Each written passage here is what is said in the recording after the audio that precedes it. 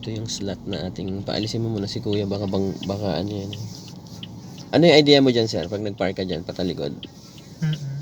Ano yung gaganon tas mag-straight kasi pag nag-straight ka kasi malayo na yun eh. baka parang dun ata sa pangatlo pa. Di ang gagawin mo, 'di ba sa isang slot 'di ba dalawa yung guhit. Kumbaga ito yung gutter, ito yung pinakauna. Yung pangalawa, yung puti. Nakikita mo ba yung puting guhit? Doon mo itapat si side mirror.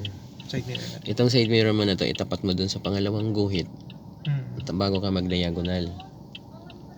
Pag nag-diagonal ka, malalaman mo yun kung kailan ka magre-reverse. Dito naman sa side mirror mo na to ulit, ang makikita mo itong gutter. Ito. Yung parang pinakaunang line. Ang makikita mo sa side mirror, tapos reverse ka. Sige, ang gawin mo ngayon, forward ka. Para hindi magulo. Magulo pag kinukwento eh. Mas maganda yung ginagawa. Sige pa. Tapat mo dun. Yun yung puti na line sana. Tapat mo. Yan, break. Pwede na yan. Yan, nakatapat na yan. Tapos saka ka yung sabi mo kaya. Yan, nakatapat yung side mirror mo sa pangalawang line. Tapos saka ka mag-diagonal. Full turn ka, full turn. Kaliwa. Sige, full turn mo. Full turn mo. Mag-hazard ka na lang sir pag ganyan. Kasi dalawa lang ang gagawin mo sa pag nagpa-park ka ng ganito. Hazard or yung signal sa right. Hindi signal left. Kasi pag signal left, isipin nung nasa likod, iikot ka. Pag signal right kasi ibig sabihin magpa-park ka doon sa mga nakakaintindi.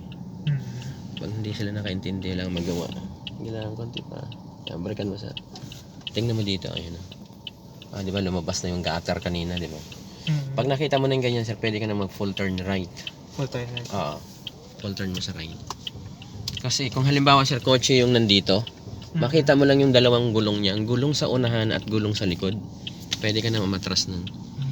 Tapos reverse ka. Sa reverse ka.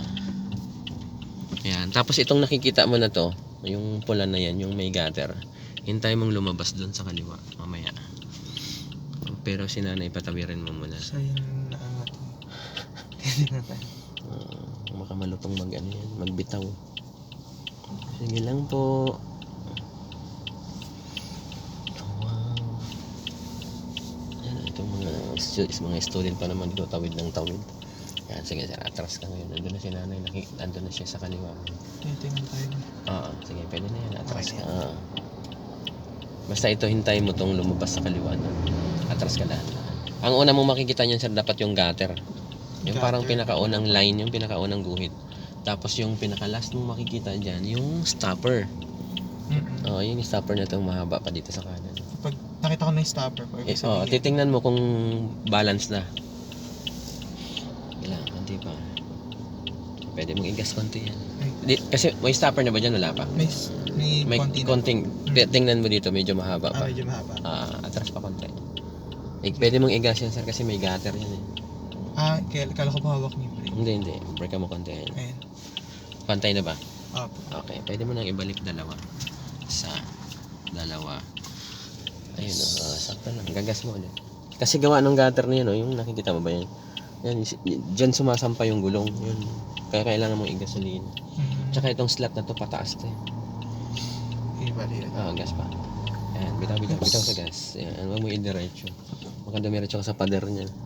Gas ka ulit. Okay? Paka mo ulit sa gas. Gas ka ulit. Gas pa. Iyon. Konti na lang. Gas pa. Pwede mong ibangga konti yan sa stopper. Okay. Gas pa. Nabibitin. Yan, bitaw sa gas. Konting umpog lang. Chuk. Yan na yan. Ayan, nasakto lang yung stopper. Ganun lang, back parking. Lagay mo muna sa park. Tapos handbrakean mo rin. Yan, yan. Bitaw brake. Para pahinga.